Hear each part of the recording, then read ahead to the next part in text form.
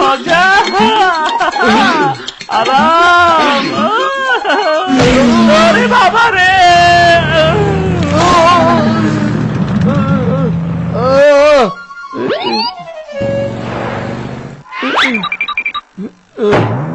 এবার আমি ওদের মজা দেখাবো। আরে বাবা, তুমি ওদের পরে মজা দেখিও, আগে এখান থেকে আমাকে উদ্ধার করো। ওরে বাবা রে!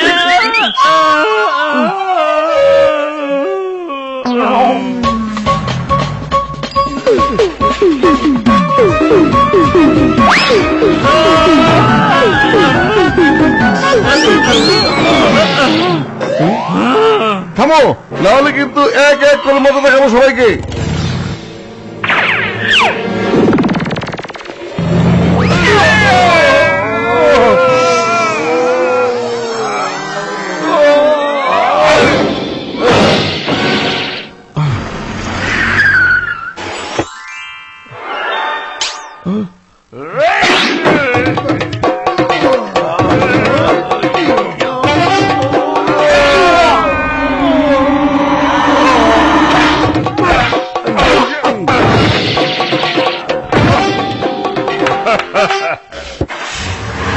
আরো মারামারি করতে চাও?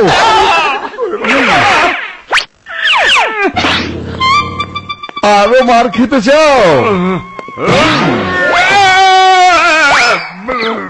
মনে হচ্ছে এরা মার খেতে খুব পছন্দ করে।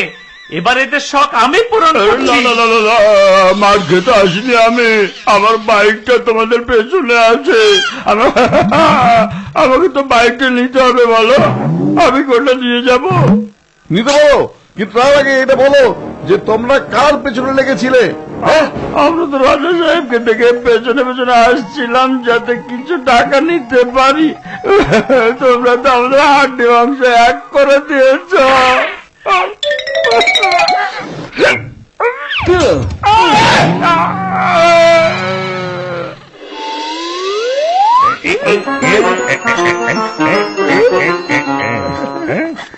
মোটু পাতলু,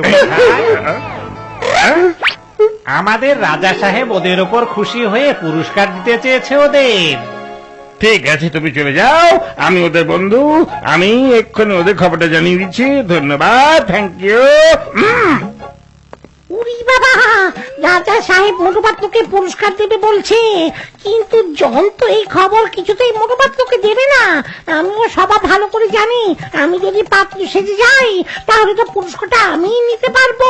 হ্যাঁ, আমি যদি এমন ছদ্মবেশ নেই যাতে আমাকে মোটুর মতো দেখা যায়, তাহলে আমি মোটু সেজে ওর পুরস্কারটা নিয়ে নিতে পারবো।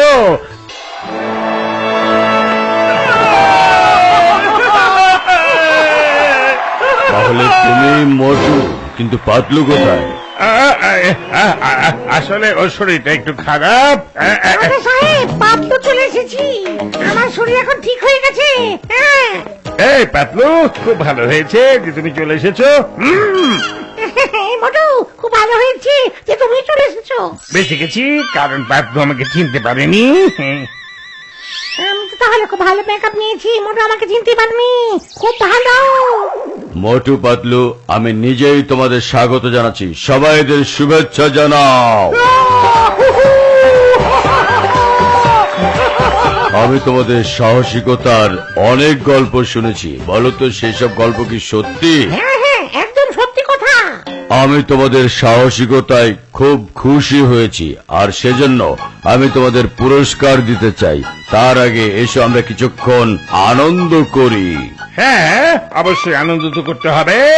না না, তোমরা দুজন ওখানেই থাকো, তোমরাই তো সবাইকে আনন্দ দেবে। কেন, আমাদের কি করতে হবে?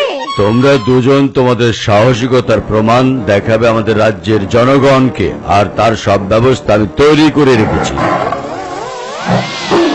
আমার প্রিয় জনগণ, মোটু পাতলু এখন বাঘের সাথে লড়াই করে আমাদের সবাইকে আনন্দ দেবে। রাজা সাহেব, আসলে কথা হলো, উরি বাবা, আসলে রাজা সাহেব সবসময় মোটু লড়াই করে আর আমি তো ওকে শুধু বুদ্ধি দেই। মোটু, যাও, শুরু করো, লড়াই করো। আরে না না মোটু পাতলু, আমি জানি যে তোমরা নিজেদের প্রশংসা শুনতে খুব একটা পছন্দ করো না, কিন্তু সবার খুশির জন্য তো কিছু করতেই হয়। আমি জানি তোমরা দুজন সহজেই বাঘকে হারিয়ে দেবে। সবাইকে দেখিয়ে দাও যে তোমরা কত বাহাদুর আছো।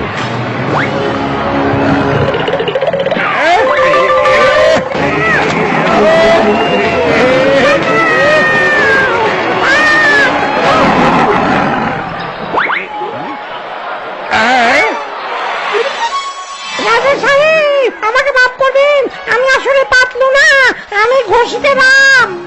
আমাকেও মাফ করে দেবেন, আমি মোটু না, আমি হলাম জন, যে হবে ডন। তোমরা দুজন যেই হও না কেন, বাঘের সাথে তোমাদের লড়তেই হবে।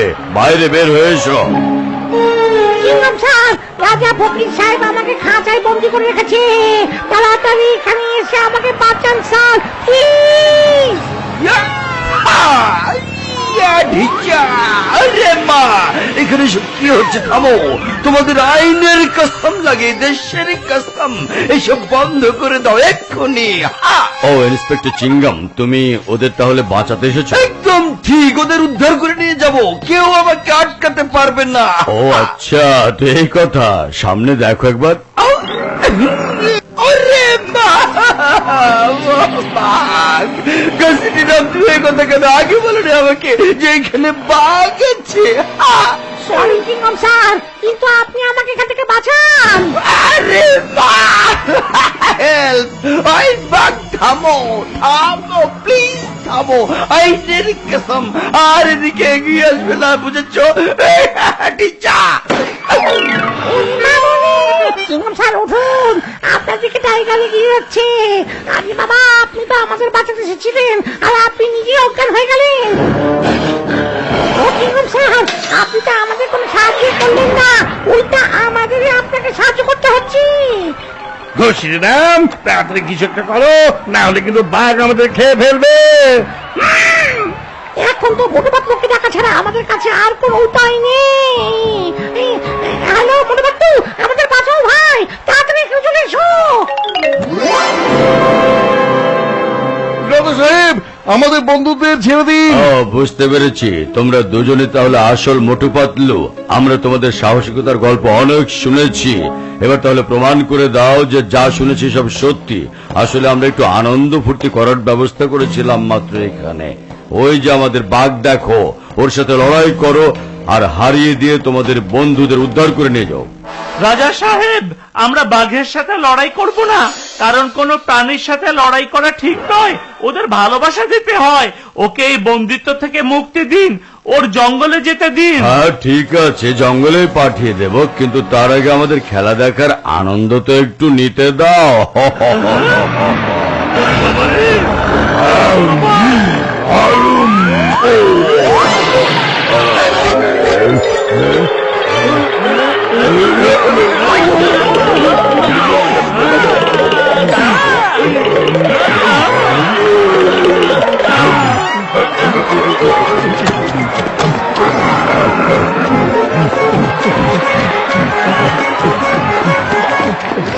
তোমরা তাহলে কেমন সাহসী মানুষ যে আমার সাথে লড়াই করছো না? শোনো বাঘ ভাই, তুমি হলে জঙ্গলের রাজা, তুমি যদি আমাদের একটা থাপা দাও তাহলে আমাদের নিয়ে কেউ হাসাহাসি করবে না, কিন্তু আমরা যদি তোমাকে দু একটা থাপ্পড় দিই তাহলে সবাই বলবে যে জঙ্গলের রাজাকে মোটু থাপ্পড় মেরেছে। বলো, আমি কি ঠিক বলেছি নাকি ভুল বলো? তুমি অবশ্যই ঠিক কথা বলেছো। আরে তাহলে কেন খামাকা দুর্নাম করাতে চাচ্ছ? তোমার যে আভিজাত্য আছে সেটা ধরে রাখো। আর এই যুক্তিটাও ঠিক আছে।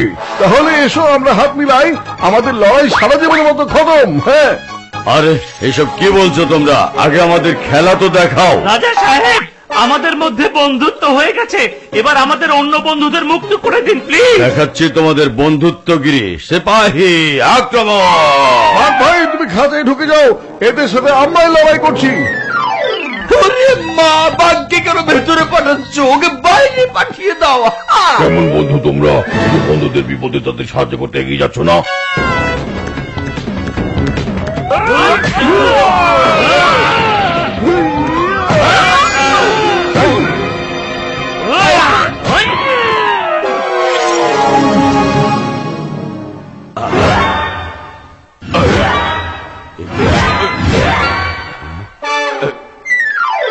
রাজা সাহেব, এবার হচ্ছে আপনার পালা। সরি, আমার ভুল হয়ে গেছে, আমাকে মাফ করে দাও। আমি শুধু সবাইকে একটু আনন্দ দিতে চেয়েছিলাম, কিন্তু সবকিছু উল্টো পাল্টা হয়ে গেল। জীবনে আর কোনোদিন এমন ভুল করবো না ভাই। যান, আপনি ওই খাঁচার ভেতরে যান, আর ওখানে ঠিক 1 মাস বন্দি থাকবেন আপনি। তাহলে বুঝতে পারবেন যারা বন্দি থাকে তাদের কেমন লাগে। হ্যাঁ, যান। খাঁচাই তো যাবেই, তবে এই খাঁচাই না, জেলের খাঁচায় যেতে হবে। আই রাজা, আপনাকে অ্যারেস্ট করা হলো। মোটু পাতলু, আমি সরি, ভেরি সরি। আমি পাতলু ছদ্মবেশে এখানে এসেছিলাম পুরস্কার নিতে। হ্যাঁ, আমিও মোটু সেজে এখানে চলে এসেছিলাম পুরস্কার নিতে। Sorry, very sorry. ঠিক আছে, ঠিক আছে, কোনো সমস্যা নেই। এবার আমি মাফ করে দিলাম, তবে পরের বার কিন্তু মাফ করবো না। চলো বাঘ বন্ধু, তোমাকে জঙ্গলে ছেড়ে দিয়ে আসি, ঠিক আছে?